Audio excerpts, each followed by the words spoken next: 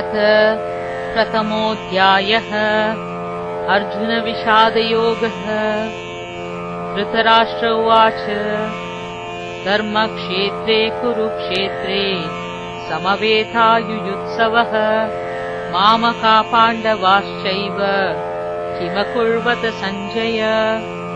सञ्जय उवाच दृष्ट्वा तु पाण्डवानीकम् व्यूढम् दुर्योधनस्तथा आचार्यम् उपसङ्गम्य राजा वचनमब्रवीत्। पश्यैताम् पाण्डुपुत्राणाम् आचार्यमहतीम् चमूम् व्यूढाम् द्रुपदपुत्रेण तव शिष्येन धीमता। अत्र शूरा महेश्वासा भीमार्जुनसमायुधि युयुधानो विराटश्च द्रुपदश्च महारथः। दृष्टकेतुश्चेकितानः काशीराजश्च वीर्यवान् पुरुजित्कुन्तिभोजश्च शैव्यश्च नरपुङ्गवः। युधामन्युश्च विक्रान्त उत्तमौजाश्च वीर्यवान् सौभद्रो द्रौपदेयाश्च सर्व एव महारथाः। अस्माकम् तु विशिष्टाये तानि बोधद्विजोत्तम। नायका मम सैन्यस्य संज्ञातम् तान् ब्रवीमि ते। भवान् भीष्मश्च कर्णश्च कृपश्च समितिञ्जयः अश्वत्थामा विकर्णश्च सौमदत्त्यजयद्रथः। अन्ये च बहवः शूरा मदत्ते त्यक्तजीविताः। नानाशस्त्रप्रहरणा सर्वे युद्धविशारदा। अपर्याप्तम् तदस्माकम् बलम् भीष्माभिरक्षितम् पर्याप्तम् त्विदमेतेषाम् बलम् भीमाभिरक्षितम्। अयनेषु च सर्वेषु यथा भागमवस्थिता भीष्ममेवाभिरक्षन्तु भवन्तः सर्व एव हि। तस्य सञ्जनयन् हर्षम् कुरुवृद्धपितामह सिंहनादम् विनद्योञ्च शङ्खम् दद्मो प्रतापवान्। ततः शङ्खाश्च भेयश्च पणवानखगोमुखाः सहसैवाभ्यहन्यन्त सशब्दस्तु मलोऽभवत्।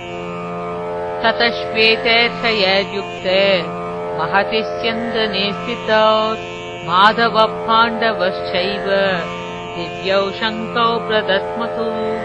पाञ्चजन्यम् हृषीकेशो देवदत्तम् धनञ्जयः पौण्ड्रम् दद्मौ महाशङ्खम् भीमकर्मा वृकोदरः। अनन्तविजयम् राजा कुन्तीपुत्रो युधिष्ठिरः नकुलः सहदेवश्च सुकोशमणिपुष्पकौ काश्यश्च परमेश्वास शिखण्डी च महारथः। दृष्टद्युम्नो विराटश्च सात्यकिश्चापराजितः। द्रुपदो द्रौपदेयाश्च सर्वशः पृथिवीपते। सौभद्रश्च महाबाहुः शङ्खान् दद्मुः पृथक् पृथक्। सघोषो धातृराष्ट्राणाम् हृदयानि व्यधारयत्। नभश्च पृथिवींश्चैव तुमुलो व्यनुनादयन्। अत व्यवस्थितान् दृष्ट्वा धातराष्ट्रान् कपिध्वजः प्रवृत्ते शस्त्रसम्पाते धनुरुद्यम्य पाण्डव। ऋषिकेशम् तदा वाक्यम् इदमाह महीपते। अर्जुन उवाच सेनयोरुभयोर्मध्ये रथम् स्थापयमेच्युत। यावदेतान्निरीक्षेऽहम् योद्धुकामानवस्थितान् कैर्मया सह योद्धव्य अस्मिन् रणसमुद्यमे। योत्स्यमानानवेक्षेऽहम् य एतेऽत्र समागताः धातृराष्ट्रस्य दुर्बुद्ध्ये युद्धे प्रियचिकीर्षवः।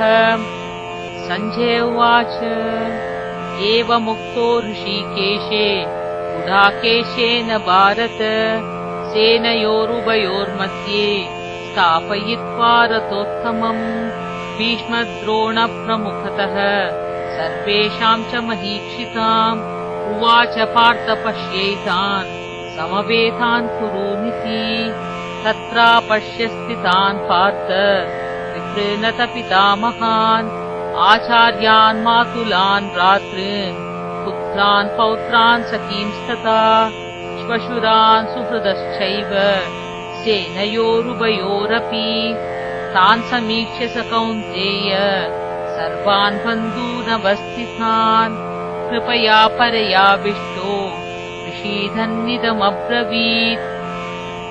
अर्जुन उवाच दृष्ट्वेमम् स्वजनम् कृष्ण युयुत्सुम् समुपस्थितम् सीदन्ति मम गात्राणि मुखम् च परिशुष्यति वेपतुश्च शरीरे मे रोमहर्षश्च जायते गाण्डीवम् संसृते हस्तात् वक्ष्वै च परिदह्यते न च शक्नोम्यवस्थातुम् रमतीव च मे मनः निमित्तानि च पश्यामि विपरीतानि केशव न च श्रेयोऽनुपश्यामि हत्वा स्वजनमाहवे न काङ्क्षे विजयम् कृष्ण न च राज्यम् सुखानि च किम् नो राज्येन गोविन्द किम् भोगजीवितेन वा येषामर्थे काङ्क्षितम् नो राज्यम् भोगासुखानि च त इमेव स्थिता युद्धे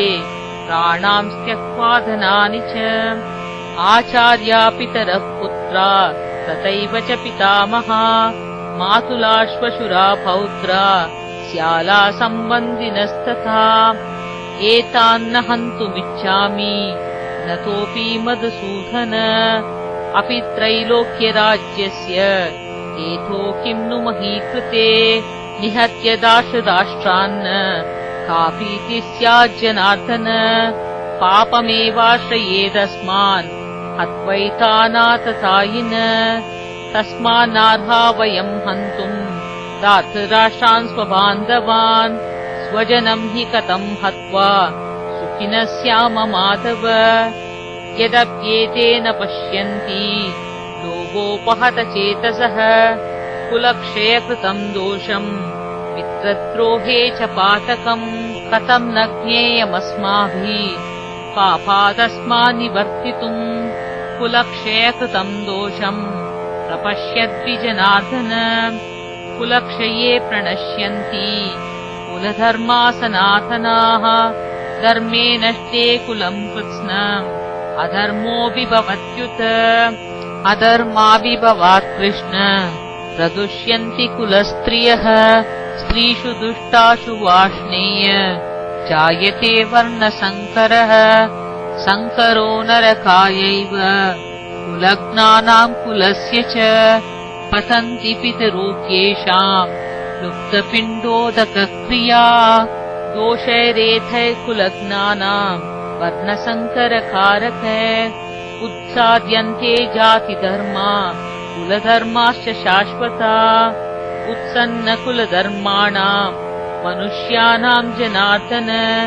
नरके नियतम् वासो भवतीत्यनुशुश्रुमु अहो बत महत्पापम् कर्तुम् व्यवसिता वयम् यद्राज्यसुखलोभेन हन्तुम् स्वजनमुद्यता यदि मामप्रतीकार अशस्त्रम् शस्त्रपाणयः धातराष्ट्रारणे हन्त्युम् तन्मे क्षेमतरम् भवेत् एवमुक्त्वार्जुनः सङ्ख्ये ततोपस्थ उपाविशत् विसृज्य सचरम् पापम् शोकसंविघ्नमानस इति श्रीमद्भगवद्गीतासु उपनिषत्सु ब्रह्मविद्यायाम् योगशास्त्रे श्रीकृष्णार्जुनसंवादे अर्जुनविषादयोगो नाम प्रथमोऽध्यायः।